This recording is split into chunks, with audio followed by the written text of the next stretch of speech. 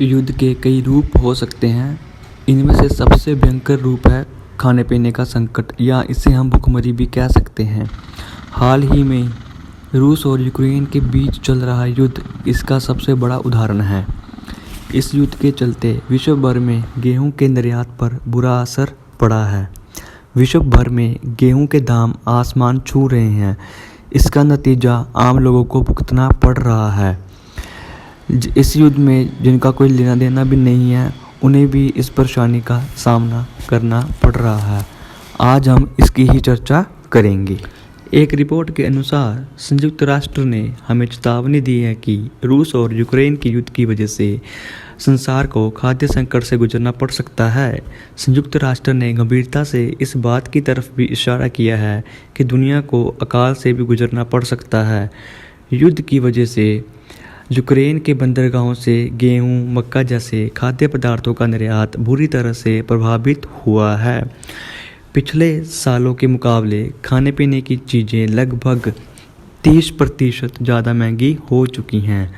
इसी कारण संयुक्त राष्ट्र ने कड़े शब्दों में कहा है, निर्यात अगर फिर से पहले की तरह शुरू नहीं हुआ तो गरीब देशों को अकाल का सामना करना पड़ सकता है। यूक्रेन का गेहूं संसार भर का पेट भरता है, पर युद्ध की वजह से यहाँ का गेहूं दुनिया की पहुंच से बाहर हो चुका है।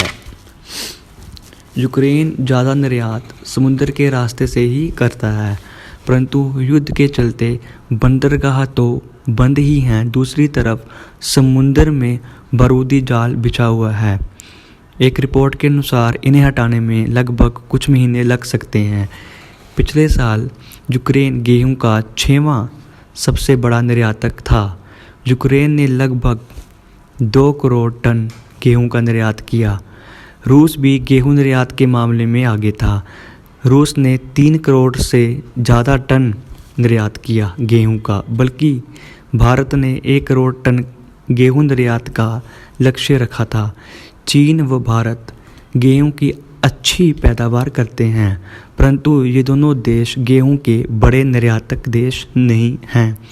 भारत से गेहूं निर्यात करके कुछ राहत मिलेगी, किंतु हीट वेव के कारण ये ना हो सका, जिसके चलते भारत में ही गेहूं के दाम बढ़ने लगे और सरकार ने गेहूं निर्यात पर रोक लगा दी थी।